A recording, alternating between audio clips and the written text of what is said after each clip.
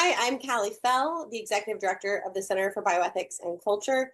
And today I have with me Kyla. Kyla was and is a surrogate mother to little boys. And we've been watching her story for quite some time. It's been an ongoing story since before 2024, or since November 2024.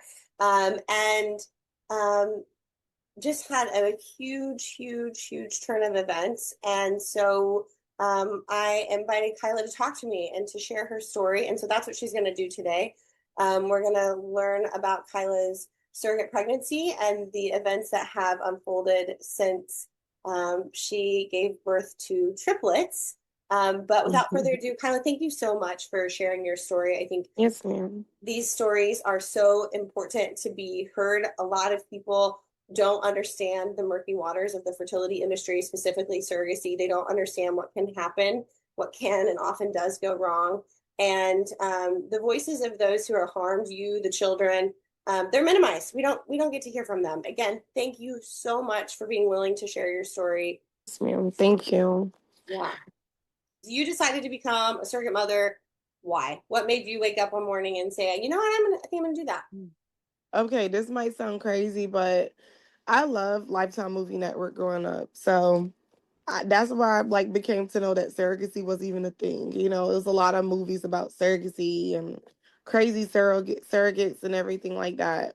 So that might sound crazy, but that's when I knew it was a thing. I did some research and I found out that people actually do have children for people that are less fortunate due to medical issues or whatever the case may be, or even sexual orientation. So I sat on that for a few years and then I ended up meeting this woman through a friend, a mutual friend. She told me she's done surrogacy like 3 times. She bought her first house like that. She was driving a Tesla. All these different things. And I'm like, I'm just a young Black girl trying to make it. I had a daughter. I also wanted to bless someone to be able to have a child, because I felt like I didn't think I was going to have any more kids, honestly. At that time, I want to say my daughter, when I started everything, I want to say she was probably like 4 or 5 years old when I first started the process.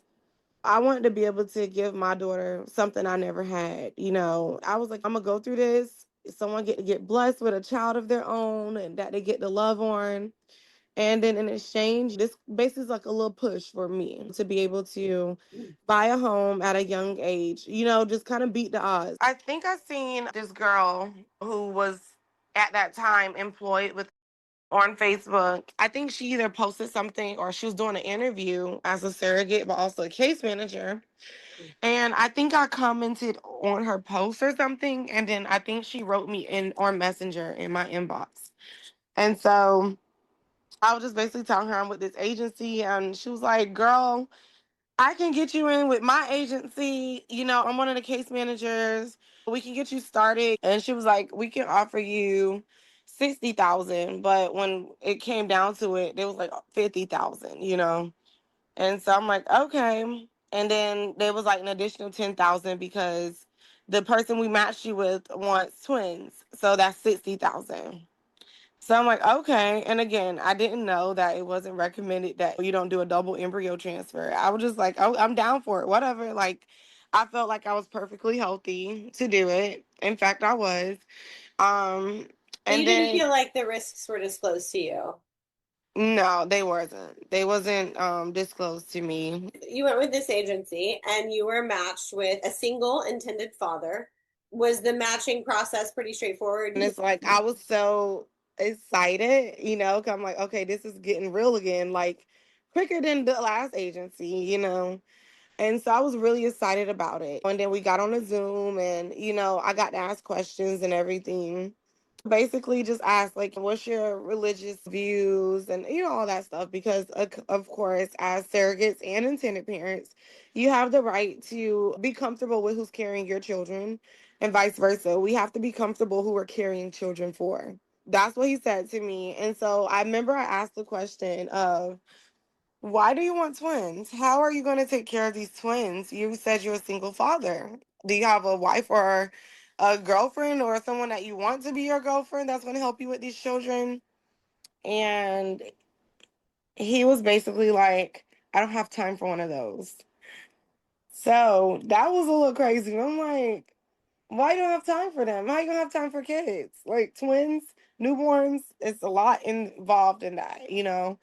And he was like, nannies. He said nannies. He was gonna have nannies and they were gonna take care of the children, up until they get old enough, so Did he I have was any clear motivation? He just wanted to be a father, just always wanted to be a dad, or what?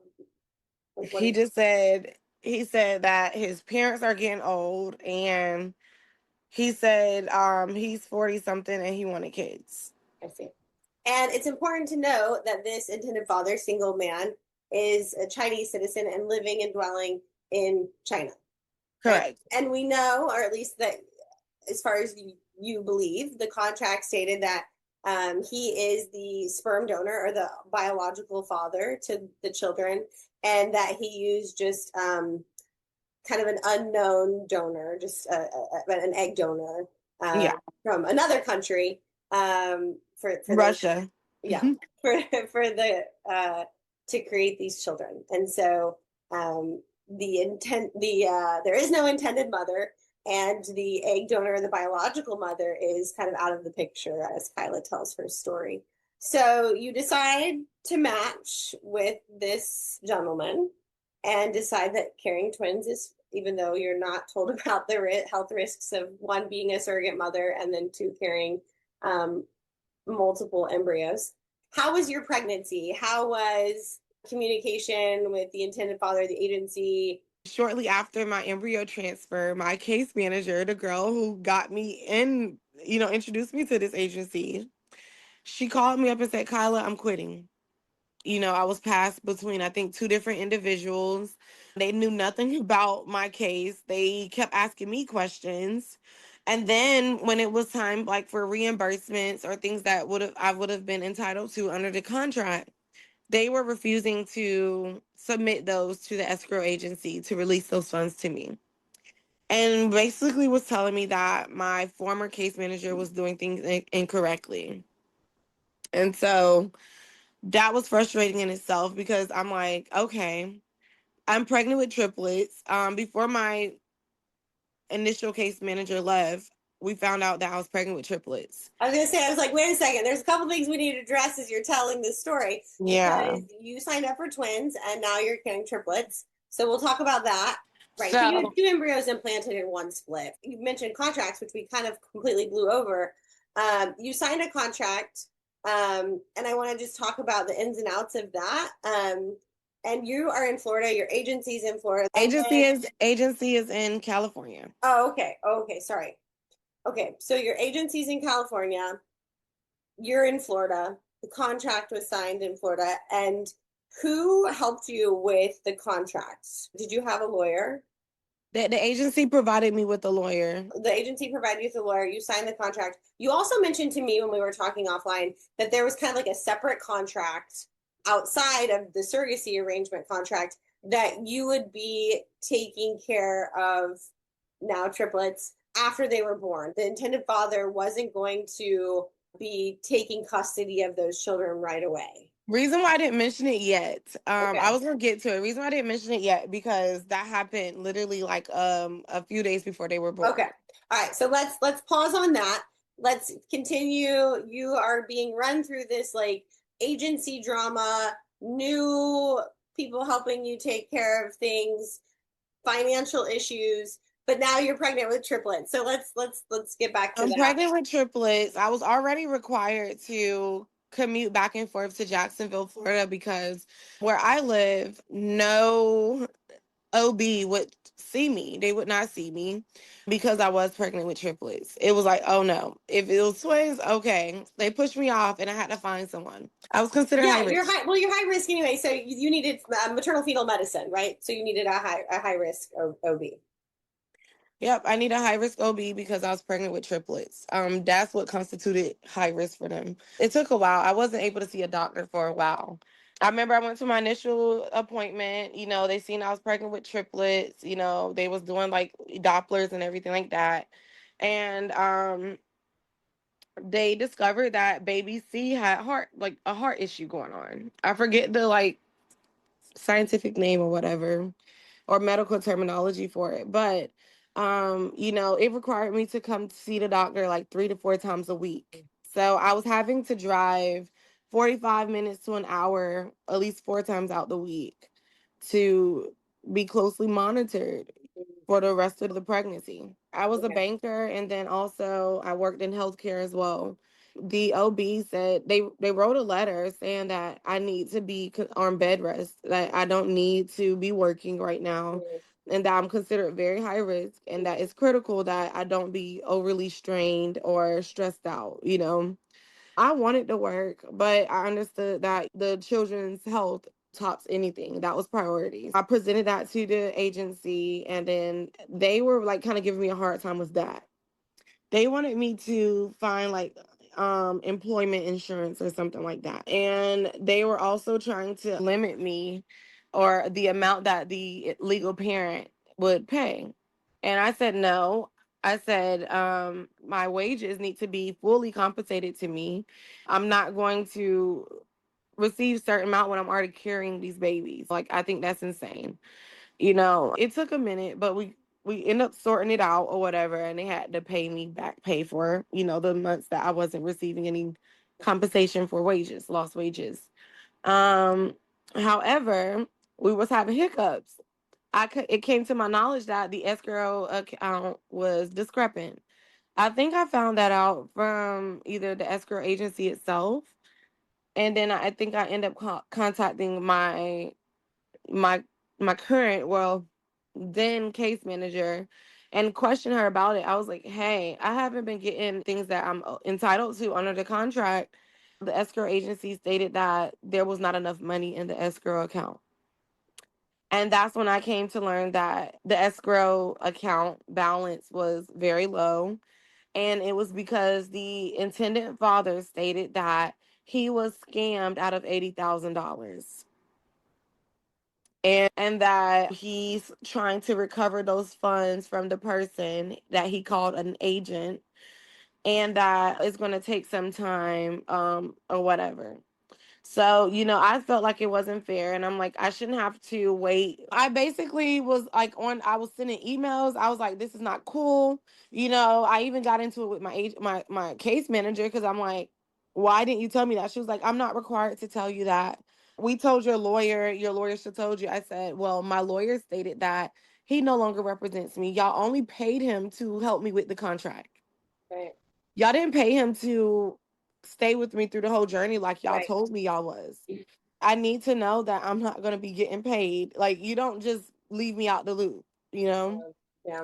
So I brought my concerns to management, and I didn't like that. And we had a whole meeting, a Zoom meeting, and the legal parent was on there. And, they basically told him, like, hey, Kyla's very upset, and you need to get some money up in this account. And I think at that time, I might be wrong, but I think at that time they told him he needed to get like 22,000 up in there.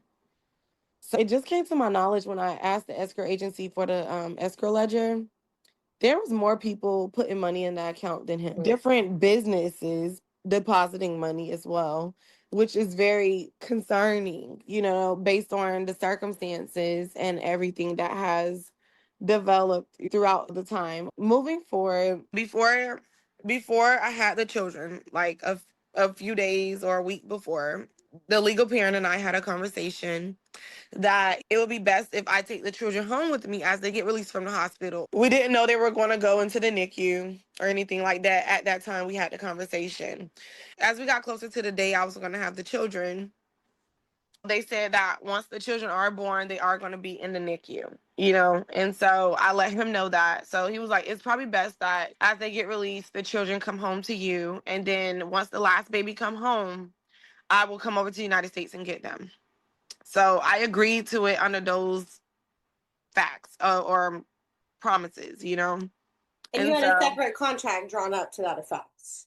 his lawyer is not only the agency's lawyer, but she's the agency's owner's girlfriend. So I don't know, that's pretty common with these agencies. It seems It like, seems like it. yeah. So That's conflict of interest in itself, but whatever. She drafted up the thing and it basically stated, he signed it, and it basically states that Kyla is allowed to make all decisions regarding the children until his arrival, you know? And then there was another one because he emailed them, and I have proof of that. He emailed them before she drafted that up. He emailed them and said, I need to give POA to Kyla to care for the babies and provide them breast milk until my arrival to the United States. That is the exact verbiage, okay? Okay. This lawyer drafted it up and said, basically, I'm just allowed to make decisions for the children. So, I mean, you can do almost anything under that, with that. It's kind of, she left it open ended, you know? However, I felt like for my own protection, I didn't want to be no misunderstandings. I asked her if she could revise it and put that the intended parent would like for me to have physical custody of the children until his arrival to the United States. So she did update that immediately, his lawyer. It got sent to my case manager. My case manager sent it to me. My husband and I signed it. We got it notarized again. Well, the children were born, and I immediately, started going up there to see them, pumping breast milk, doing skin to skin at the advice and recommendation of the doctor. Mm-hmm. They kept referring to me as the mother. Sure. And I let them know, I'm like, I'm just a surrogate. And it was like, but you're the one here showing up for these children every day. Mind you, the last baby didn't get released until January. Like, So so babies were born in November of 2024. November 4th, 2024. And they come home slowly to you. And that's been agreed upon via a verbal agreement, via contract. A lot of surrogacy contracts have pre-birth orders, and that's how parentage in the United States is determined before the children are even born, who will be the legal parent, the lawful parent of these children. And so I'd like to talk, because I think we forgot about that tidbit when we were talking about this other contract that would determine that they would be in your custody and care for a time. But the pre-birth order, because these babies were actually born early due to one of the triplets' heart conditions, that you actually were in the hospital, and the pre-birth orders were not done. And you actually, can you kind of share your story on Yes. that? Thank you, because that's an important part. Yeah. So the pre-birth order wasn't done. His lawyer submitted the wrong documentation to the California courts, and they rejected it. And so, while I got admitted in the hospital before I had the children, they wanted to keep me, because I think my due date was like in December or something, if I'm not mistaken. They wanted to keep me that long, like the end of October all the way to, I guess, the beginning of December or something like that. I can't remember exactly. Um, and his lawyer sent me a material breach, basically stating that I didn't get things signed in a timely manner because she was now having to go back and redo things the proper way. And at this point, I'm now, admitted in the hospital, super high risk. The baby's heart isn't stable. And it could be a domino effect on the children's health, in my womb. And so I had to ask the doctors and their team if I could check myself out of the hospital because his lawyer threatened me that I wouldn't receive the funds that I'm entitled to if I don't hurry up and cure this breach. Now, under all those things, I knew I didn't do anything wrong. I knew I participated and signed things, however, they were wanting me to get a notary from the hospital to notarize these documents. And the hospital said, no, we're not going to notarize something like that. So it put me in a dilemma, and they felt like if in order for them to achieve what they need to achieve, I have to basically do what I did, and that's sign myself out the hospital as a high risk mother, surrogate mother, pregnant with triplets, to go to the bank and get these things notarized with my husband and get it back to them ASAP. So that was frustrating, but I went ahead and did it, because I felt like I deserved what I earned. I worked very hard. I made sure I was on top of everything. Fast forward, the judge didn't sign off on the pre-birth order until November 8th, which was 4 days after the boys were born. which means it was no good. So I'm the one that reached out to my case manager and also the lawyer that represented me with the pre-birth order and said, hey, in Florida, it requires a post-birth order if it wasn't signed off on until after the children were born. I said, I want to know what we need to do to ensure there's a seamless transfer of parentage and custody, when the father comes over here. I have that in black and white. And so his lawyer got that drafted up immediately, and me and my husband ended up having to do a docu-sign, and it was just that easy. The judge didn't sign off for it until November 15th. All right, so we've established then, now that we've got this now post-birth order that states that the intended father is the legal parent and father. You've got a document that states that you are taking care of these children in his absence until he can come to the United States to collect his children. Sounds so weird to say. Yeah. So you have the babies in November. The last baby comes home in January. You are caring for these children, 3 children on top of your daughter. You're pumping for these babies. You're taking care of these babies, Breastfeeding, all of that. loving So, on these babies. These babies know you from the womb. They know you now at home. What's contact like, and what are the days following like now that they're home with each father? Are you like, okay, it's time, like I'm the I, surrogate mother, I'm not here to take care of them forever?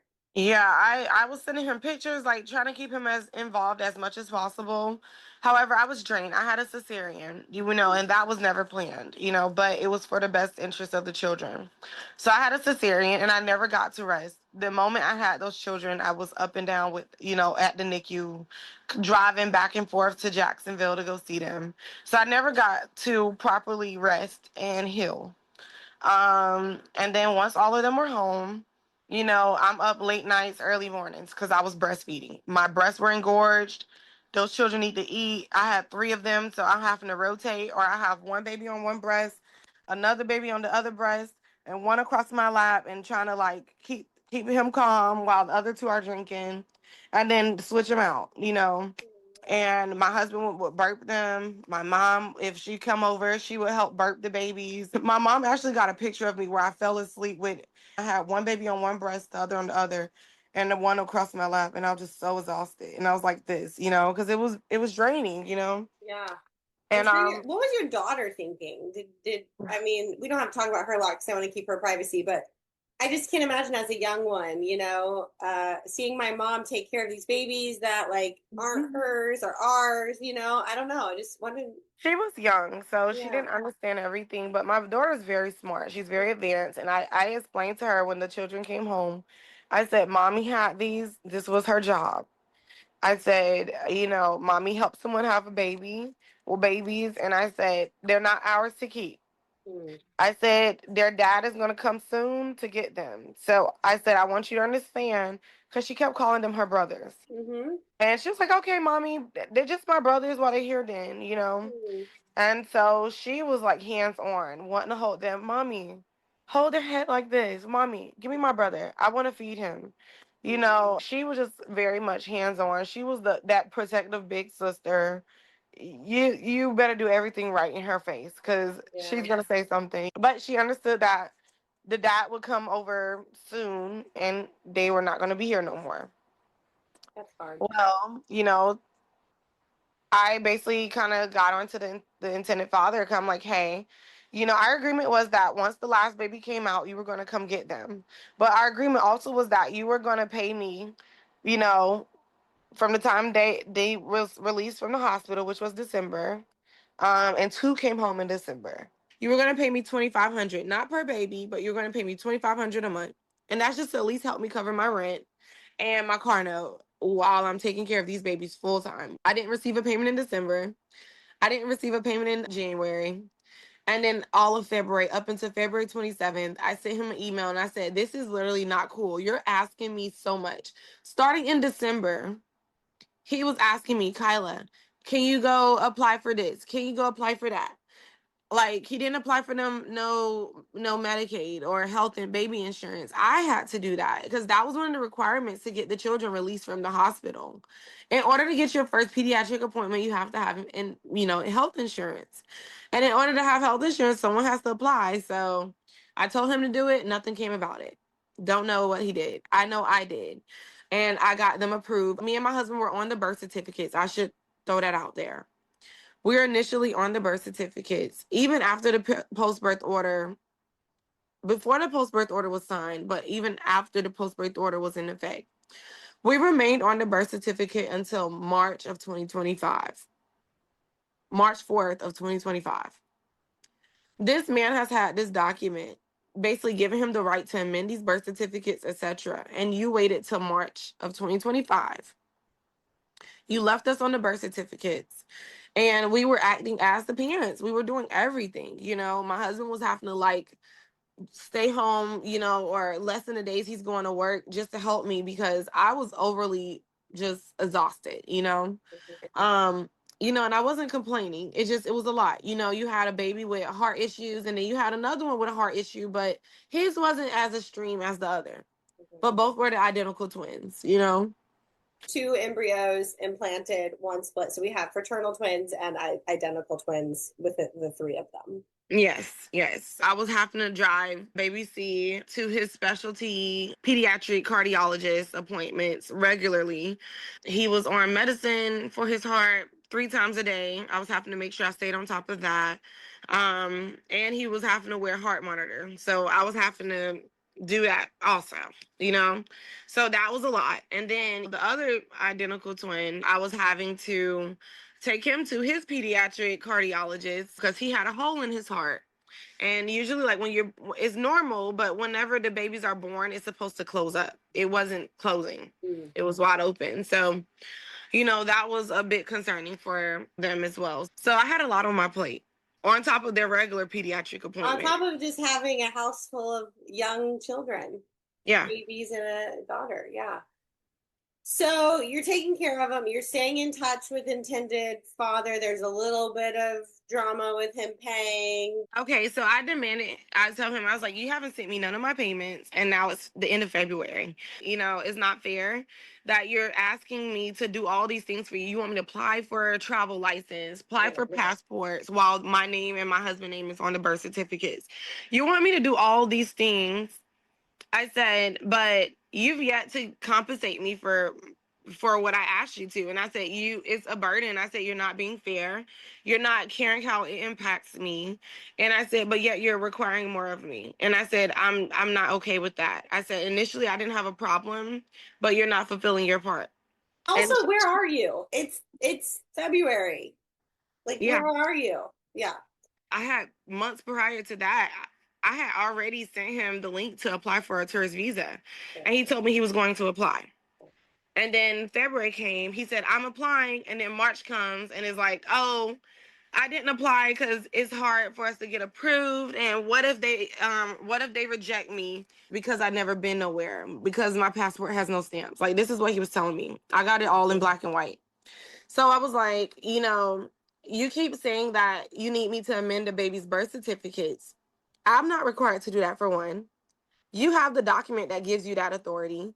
I already sent the information to you straight from Vital Statistics. They emailed me and I forwarded over the documents that you would need to complete. I even reviewed them after you filled them out and told you. They said it only takes 7 days to amend these birth certificates. You need to get over here. And I told them straight like that. You need to get over here. You need to apply for your visa. And I said, it's not contingent on if the children's birth certificates are amended. You don't need that to apply for a visa. And so he was like, he was thinking, and he's going to have his friends come over and get them. They're his friends and his agent. And I said, I'm not handing them over to strangers. I said, you don't know these people. And I knew that based on past conversations him and I had, over the phone. You didn't know them like that, from my understanding. You said they were your agent. Then you say you met them through a doctor in California. How he met this doctor, I don't know. But all of it just sounded weird. They were 5 months old, and he sent people to my house, 2 Chinese men. They had fake documents.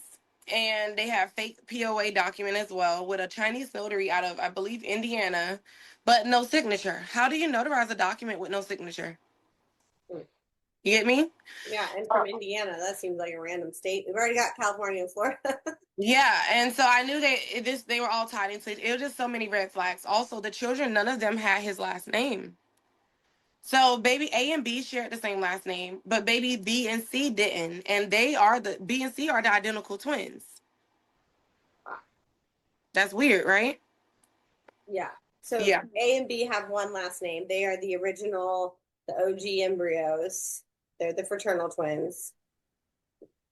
Yes. And One so embryo split to bring baby C, who now also has a different last name than the fraternal twins, but different than his identical brother. Okay. correct.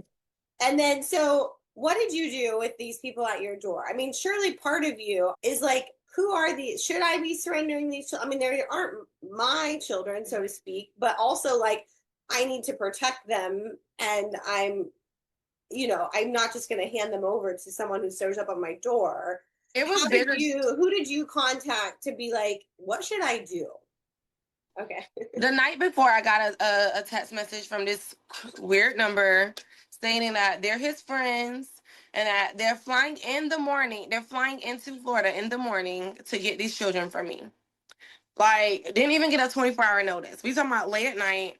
I get a message, and by 7, 8 o'clock in the morning, they're saying they're here and they're ready for the kids. So it wasn't even ran through me. Like, I didn't consent to anything. And I just felt like this is getting really crazy very quickly and it's weird. And his thing was, oh, I can't afford to pay you no more money. I don't want to pay you no more money. So I want my friends to take them to California to stay in this house. And then I said, who's going to be taking care of them? I said, you can't just interrupt their health, care and everything. I said, they have serious issues that have to be closely managed. Who's going to take care? He's like, well, don't worry about that. There's a doctor in China, in California, that's going to take care of them. If you look that doctor name up, he's not even a pediatric doctor. Like, this is even more crazy. He was like, nannies are gonna be watching the children. They only need one outfit. They only need one outfit and it was something else he said. And I said that, and he was like, just tell them about the kids and medical stuff. And I'm like, that is like insane. I don't feel comfortable with that. I've literally been taking care of these children all this time. You need to get over here. I don't feel comfortable. I said, you just compromise me and my family's home. You got these people stalking us. They came to our door. My husband said they had an all black backpack, like a duffel bag like thing, and a camera. So I told my husband, he called me and whispered. And if you got a grown man calling his wife whispering on the phone, I'm not I'm not even trying to be funny. But you gotta know it was something serious. Like it didn't seem right. And so, I told my husband, do not open that door. And I went straight to vital statistics. I wanted to first know if anything has been amended or anything. Mhm. And so vital statistics told me, yes, it's been amended. They had the post-birth order from California. Someone submitted it and it got amended. I'm like, okay, cool. I got the original birth certificates. I'm not concerned. I went to the courthouse. And the reason why I never called the police, I probably should throw this out there because I think a lot of people will be like, well, why didn't you call the police? Well, the thing about it is, and I have the document with me, but it's a fake POA document. I mean, you look at it, you just know, right? Right, It's you said it's also from Indiana. It was notarized, but there was no signatures. no signature, and it's a Chinese notary. So, right. And it's dated November 1st, 2024. 2 days after he already signed for me to basically take care of the children until his arrival. So this how I know this is something y'all had just planned up and drafted together at home and got this Chinese notary who's probably in cahoots with all y'all. Notarized it, right? He sent it via email to me as well as the agency and his lawyer at that time. And his lawyer said, I'm sorry, but you didn't retain us to do any other POA or anything like that. And if you need further legal representation, you need to go find new legal counsel. She told him straight like that, right? In the body of his message, when he sent pictures, like photocopies of this POA document, he put in the body of it, hey, this is the new POA and the new birth certificate. So it lets me know that this is something y'all recently had did, but y'all tried to date it back to November 1st, 2024. Really inconsistent. Yeah. Yeah. So They show up and but they've sent these documents and your husband has answered the door. You don't contact police, but you make some. I contact the agency. Okay, you contact the agency.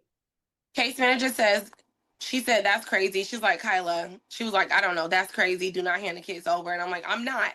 So I was like, I got to be careful though, because this document, it says a POA. I said, local law enforcement, they're not lawyers or even court clerks to be able to distinguish that this is fake. They're gonna see is that he's a legal parent and the birth certificate says he's a legal parent, that they amended, and they're gonna try to enforce that. So I had to be strategic with everything I do. I went to the courthouse. I said, what should I do? And they said, you need to go and call the FBI. So I went and called the FBI. I called the FBI. I came in at the FBI in Jacksonville. We sat down. I gave him everything I got. The POA document, the original agreement that we had, the contract, the surrogacy contract, everything. I showed him all the messages. I'm like, this is weird. This man literally has these people at my home. And then what even was more crazy, I've kind of skipped a part. They kind of stalked us. They stayed outside of our apartment, and I got video footage of that and pictures of it. My mom actually interacted with them. They didn't know she was my mom. And they asked her, they pointed up at my apartment. It was like, who stays in that apartment? She didn't answer the question. She just like, I might can help you. So she can be nosy and see what's going on. And they were kind of not wanting her to know. And then it was like, we're just here to pick up some babies. So that happened. I think they end up leaving and then they end up coming back. But they came back once my kids were gone. All of us left after they left. And then we went to my grandparents' house, and my grandfather was like, it was 2 Chinese men that showed up to his house at his door. So I said, Granddaddy, I was like, explain to me how they look, what kind of vehicle they were in. He was like, a black truck. Man, it was just 2 Chinese guys. I never opened the door for them because I didn't know why the heck they were at my house. That's what he said. So I was like, oh my God, this is really crazy. How did they get my grandfather's address? And then how did they get my address, Like, so I started questioning the agency. I'm like, did y'all get my address out? They was like, no, I don't think we're allowed to give it out. I'm like, well, how do they know my address? Like, this is weird. So, fast forward, I went to FBI. FBI told me, do not hand the children over for nothing. You will be held liable if something does happen to these children, or if in fact this is a human trafficking situation. Do not hand the children over. They never followed back up with me because other than when they wanted more information to send over to them, in which I did, but they told me they can't let me know the status of the investigation. So I never heard nothing back from them. I didn't hear anything back from the FBI or any type of law enforcement until baby C passed away in August of 2025. That was very hard for me because, again, I became emotionally attached to these children and rather quickly, and my ultimate thing was to protect them and to love them and, just give them a good home to stay in. I started questioning everything. I also should mention that this legal parent kept offering, oh, if you hand the babies over to them, they're going to hand you a red envelope.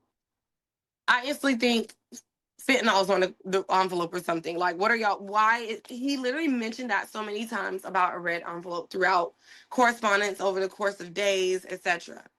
Why you keep specifying that it's a red envelope that they're going to give to me if I hand over the children? You know what I'm saying?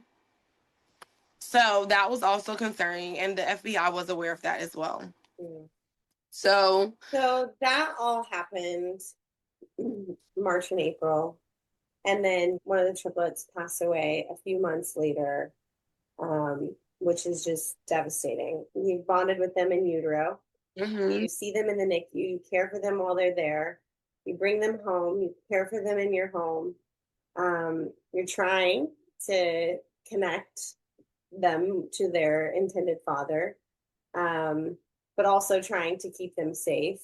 And then you have the tragedy of losing one of those babies um, Yeah. during this time. Yeah, it was rough. It was really rough, because I mean, and I hate to put this out here. I just have to be frank of what it was. I'm in St. Augustine, Florida. If nobody knows about St. Augustine, it's a very conservative, small town. So, I mean, they didn't necessarily know they were Asian babies because they're half and half. And they were very pale complexioned children. So, you see this black couple with these quote unquote white babies. A lot of people underestimated my ability to take care of them. I got a lot of hate behind it of having them. I got a lot of people that are wealthy that have even made comments of, "Oh, you're so young, go live your life, just give the babies to us, we'll take care of them." And I never did. I knew that I was going to be more than capable. I'm already a mother, which is one of the requirements to be a surrogate. And two, I didn't feel like they belonged to anyone else's hands other than mine, unless this man came over here and got them. Sure. You know? Sure. Did you take care of the funeral and everything for the little one? Yes. The intended father take the passing of his son? He never contacted me. Instead, he liked Facebook posts of mine. He just liked Facebook posts. I didn't reach out to him because, again, I didn't know if I could trust him no more. I don't trust you. I felt like he was a baby seller. After he sent these strangers to collect the children, And you you guys kept trying to offer money and all this stuff, and that was just weird for me. I told the agency when it oh, happened, okay. and the agency, I got him on a recorded call, and I let him know it was recorded before we talked. He basically stated the agency told him, they let him know that the baby passed away. Mm. But he never reached out to me, never offered any financial assistance in regard to it, never sent any money to help with the babies. Because, I mean, you got to think about it. He passed away at 9 months old. The babies are eating food for real at that time. Right.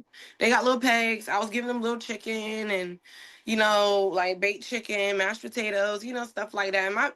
My boys can eat. Okay, they eat like grown men.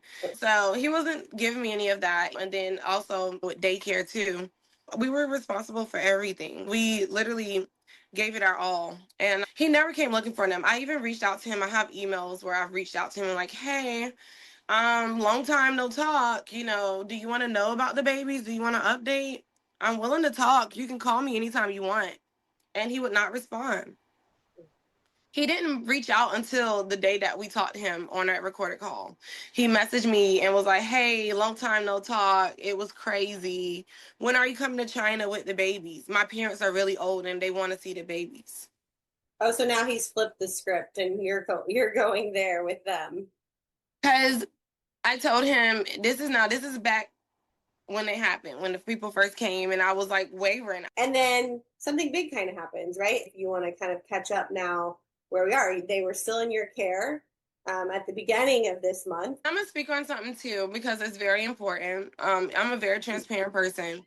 I was getting people anonymously calling DCF for me, making like false reports, and DCF will come and they'll come see the kids. They'll look over the medical stuff. They'll go see their pediatrician.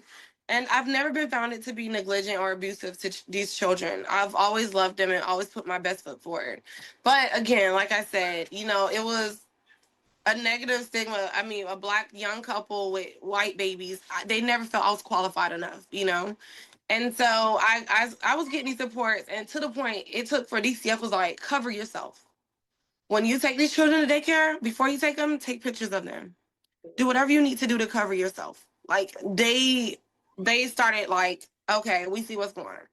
And they However, knew you were a surrogate mother, right? I mean, yeah, they knew I was a surrogate mother. Okay. And they knew I was a surrogate mother, but like they said, you're the parent. You're the one that's there. You're the one that's taking care of these children. You're the parent. That part don't matter to us. That's where you're getting technical and getting into the nitty gritty. You're the mom. You're the one taking care of them. So that's just what it is, you know? And so DCF never removed my children. When my son passed away, you know, of course, law enforcement is protocol to investigate, you know, whenever the children are under the age of, I think, 2, they have to come and, you know, do an investigation. And we participated in all of that, gave them whatever the information they needed, you know, and that was very traumatic because I was having to do 2 things at once. I'm grieving and I'm also having to help with this investigation, participate, you know. So I did that. And the detective that came, he was like very much interested in how the heck you got these children, what agency, you know, who is this legal parent, why he never came over here, Right.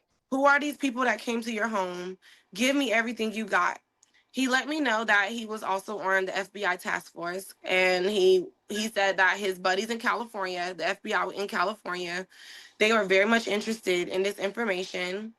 Long story short, though, it's a big thing. I can't say was, it still is. It's still ongoing. It's still developing. You know.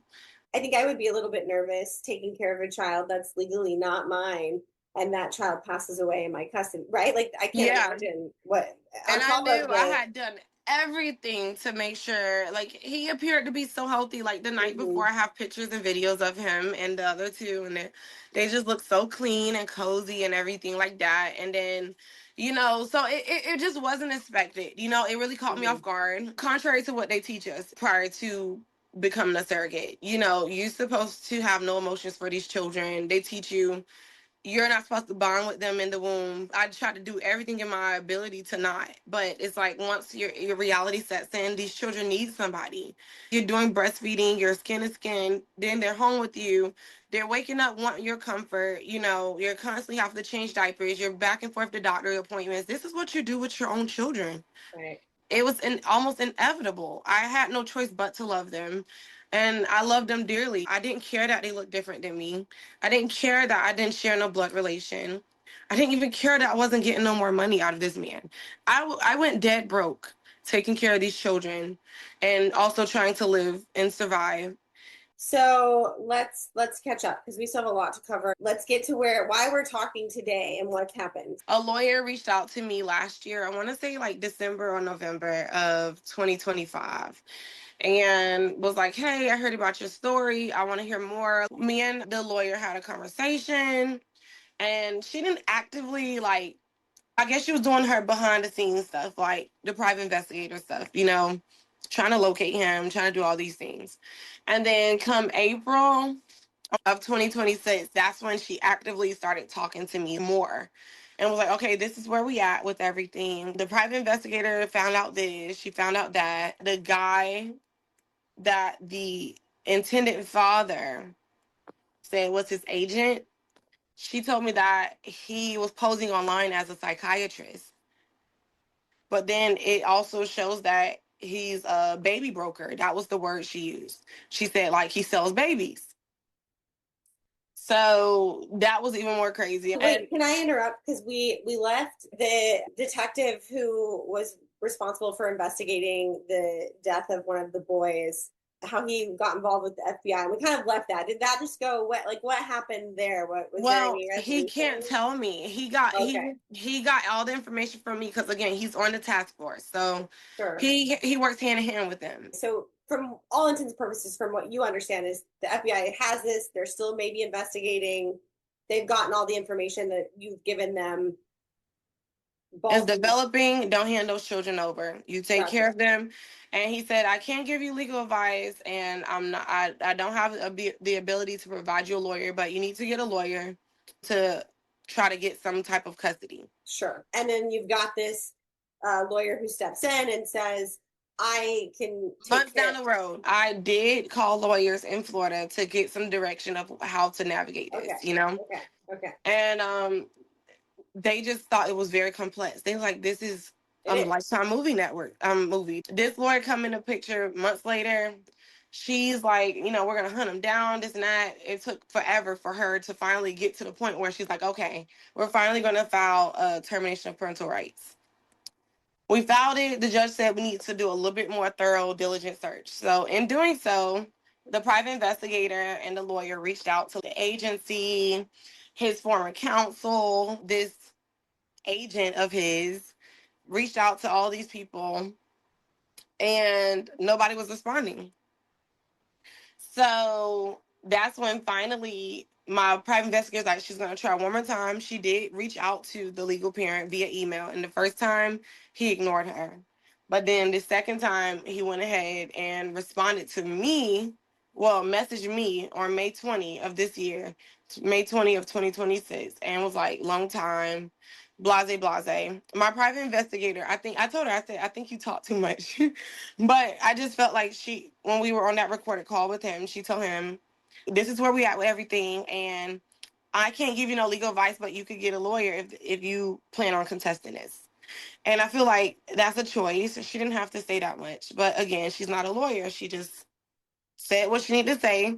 So on record, it could show that she was being transparent. And so he lawyered up like a week or two later. And then 48 hours after his lawyer made herself known, and she stated that she was doing a limited appearance, but she's been actively representing him in everything related to this. So she also stated that we were going to have to get him served over in China via the Hague Convention. My lawyer she dropped the ball. She dropped the ball. She knows she did. She said it. She agrees. I chewed her up about it because, she promised me that. Well, I found out that she and his lawyer were having conversations behind closed doors that I wasn't made aware of.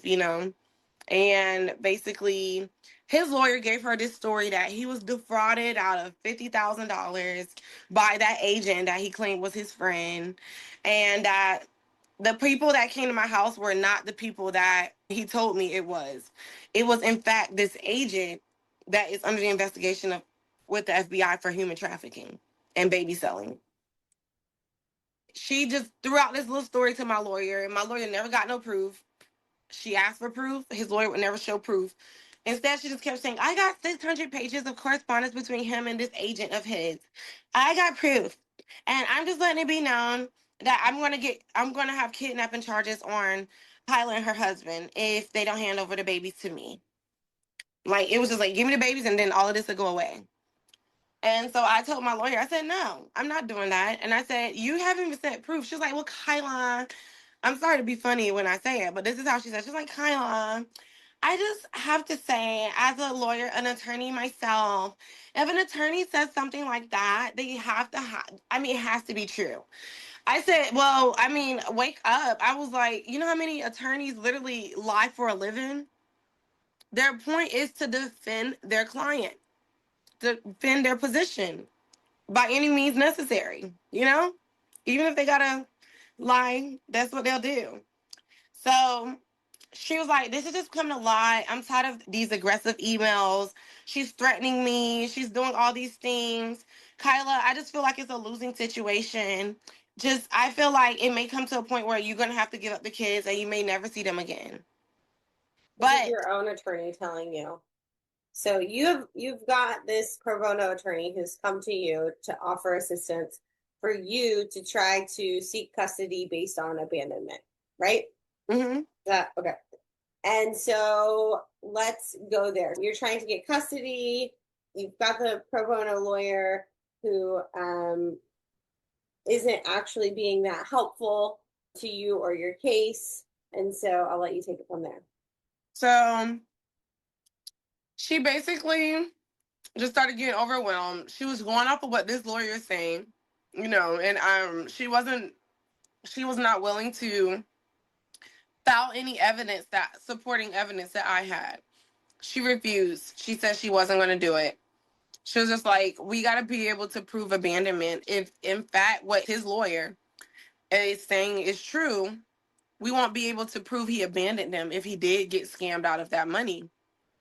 I said, that has literally nothing to do. I said, it is his responsibility to fact check if those children are in an orphanage or not.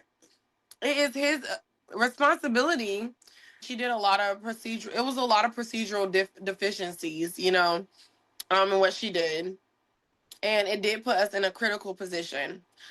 Whereas I was in a perfectly fine position before we did all of this, but she knew she messed up, and so her best advice and her best thing was, I can't handle this. If you and your husband consent to the withdrawal of, you know, me withdrawing, I will give you 2 hours of legal advice. You know, I will be the ghost in the background helping you. So I believed her. I thought she was going to still help me and just, you know, right her wrongs. And But she she wanted hasn't. an out. She wanted you to legally say that, like, I'm not going to help your case anymore. Right. The day that she had withdrew from as our counsel, um, hours later, he went down, filed an ex parte emergency pickup order, and the judge signed off on it based on what she said. Now, it's to my understanding that that's an extreme remedy that Florida judges grant under extreme circumstances, and it has to be verified. It can't be speculation. That day was just, it's a horror story. I literally cry all the time. My kids are literally attached to us. This is all they know. So to rip them away, and then, you know, his lawyer stood there and antagonized it. So she emailed me and was like, it come to my understanding you and your husband were considering, you know, resolving this matter between my client and y'all. This before I started filing any motions or anything before the court hearing. Because she made it very clear, if we were to take it to court, we would never see these children again. We would never talk to them again. And she would make sure of it. And, you know, I'm not a lawyer. I have no guidance, you know. So I went ahead and emailed her and I was like, hey, this is what I want. I want to be able to see the children. I want us to be able to come visit them. I want them to come visit us. You know, like I was throwing all the things I wanted, you know, in this Which would settlement. be hard in China. We really can't visit China and other, you know what I mean? Like, From so what I was told, yeah. yeah. I mean, that's like really, it's really hard the visa is hard to get. My husband actually used to travel to China and I couldn't go with him, but Oh, wow. it's incredibly hard to try. So seeing them, putting that, you know, it would just be really hard, right? So, but you would be okay with that if you got to still have a relationship with them, is kind of what I'm hearing. Yeah. And also, I wanted to be reimbursed for all my surrogacy money, you Sure. know? You So, never paid for your surrogacy at all? no, I was. I Oh, wasn't okay. paid for, I was paid for that, even Okay. though I had to wait Sure. astronomical amounts of time for certain payments. But yes, I was. Okay. He still owes me for breastfeeding. I didn't get the rest of that, but I mean, it's already gone, you know? If a court were to say, like, I don't know, who knows where, you know, but what if, and you don't know where these children are right now, right? Like that, no clue. No clue. Mm-mm. Have you had contact with them at all since they've been taken? She told me, and it's on video. His lawyer was like, while smirking in my face, Kyla, you have my number. You can call them on video and check up on them and talk to them tonight. So I did that. Me and my husband did that the night that they got ripped away from us. June 17th, 2026. She would not answer us. She would not respond to messages. I tried again the next day. She wouldn't respond. So I felt like that was just like trying to rub it in my face, like, nah, nanny boo boo, I got your kids. So no contact still to this day. Still to this day, my kids don't know where I'm at. That's barbaric. That is the emotional trauma to these children, and the psychological damage is insane. And I don't know how anyone could just support that. I don't. Mhm. Mm-hmm. If for some reason something they were like, you can have custody of these children, would you take them? Yeah. I want my kids. That's the whole point.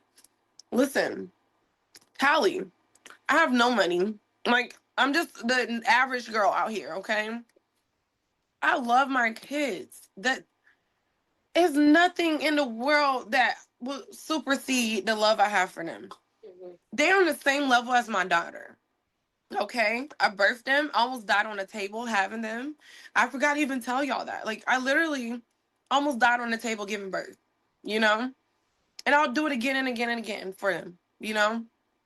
So I showed up to court. I didn't have time to file anything. And all I could do is tell the judge the truth. These kids been with me. Also, what they didn't put in the report is that the judge dismissed their emergency pickup order also the same day that you granted one for them. You know what I'm saying? Mhm. Also put that I've been the one responsible for them. I've even tried to get this man to apply for a visa. He's not done it. And under oath, these people just said under oath on record that it was a visa issue when never it was never one. How can it be a visa issue if you never apply? So the judge started feeling bad. She said, I don't feel good about this. She said, I don't. Also, the legal parent kept turning his camera off because I was physically in court with the judge. They were on Zoom, you know? Right. So what you're talking about is a hearing. So after the children were taken on this Oh, emergency order, there's a hearing where Kyla was present and the intended father was present via Zoom. But there's mhm. a hearing to go over the The, removal of the children. right. And she had no choice but to sustain it because I had nothing pending before the court. Right. The judge have their own mind and they have to follow certain laws. But based on just the dialogue in the courtroom, she expressed that, she felt bad about this. She didn't feel comfortable with it. She even questioned the petitioner side and said, why did y'all take these kids from her if she's had these kids from birth? Why are y'all faulting her for not handing kids over to strangers? She even asked him, she asked his lawyer, if you were in her shoes, would you have handed those children over to strangers?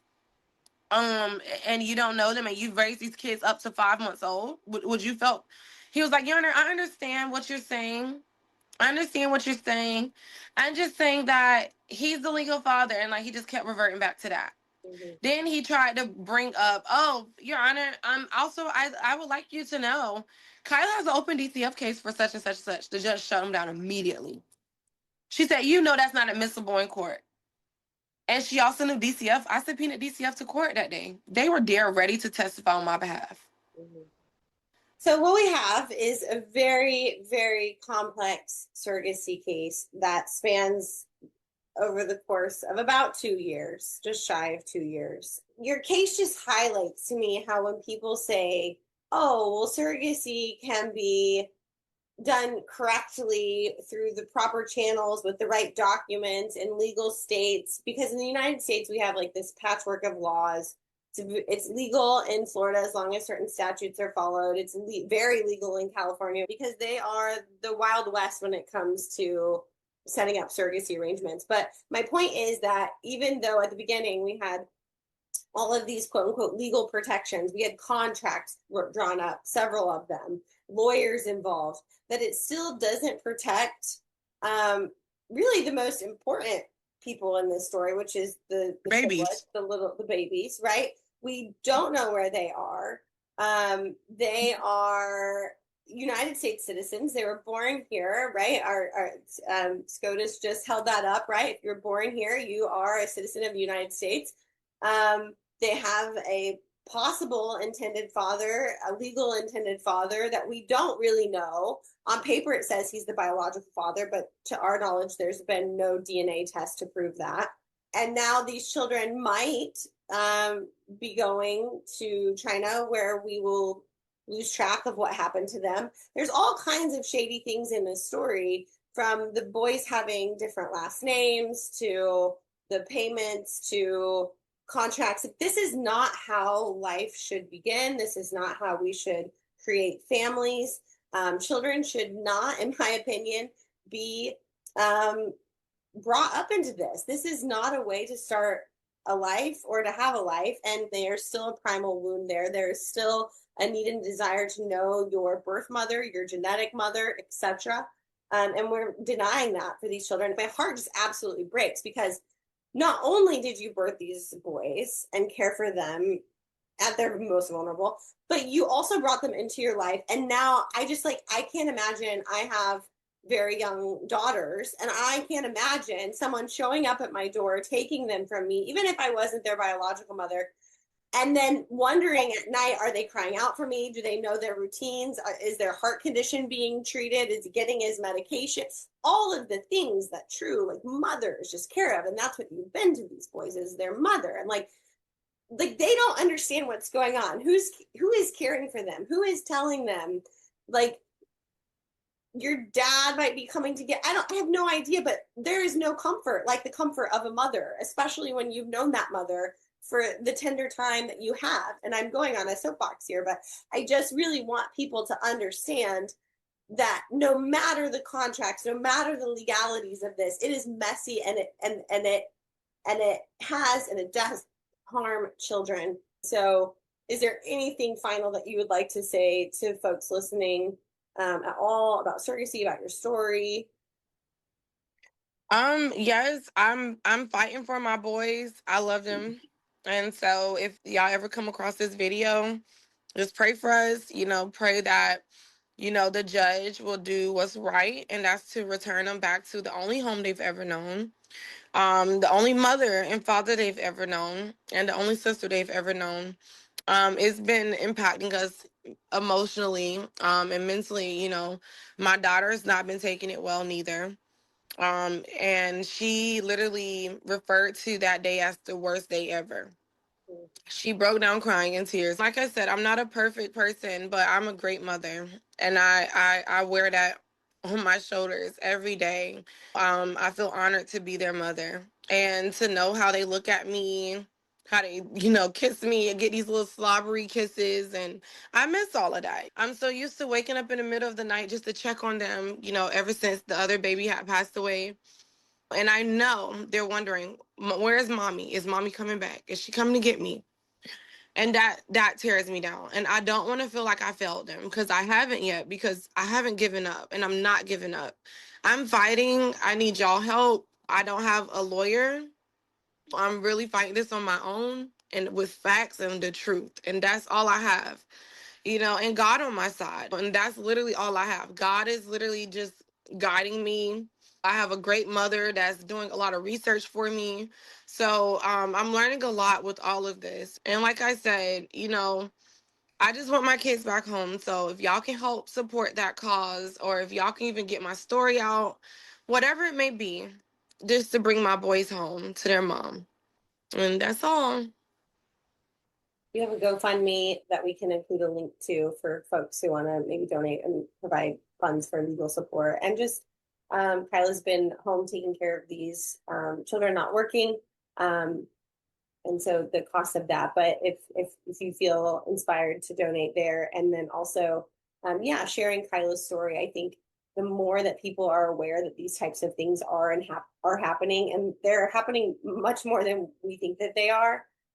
There's a recent statistic that over 30%, I think it's upwards of maybe 40 even, over 30% of surrogate pregnancies that happen in the United States are for intended parents who are overseas, which is problematic.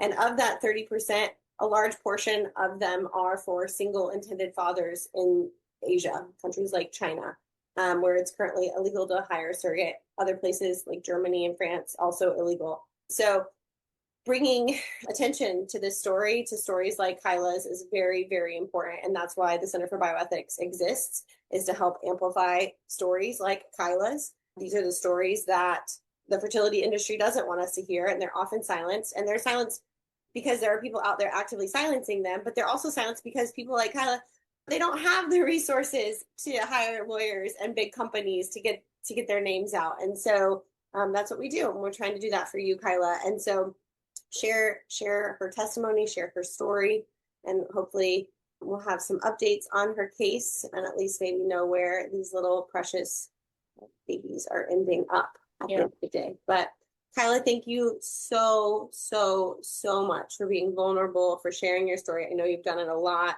And I can't thank you enough for being a voice.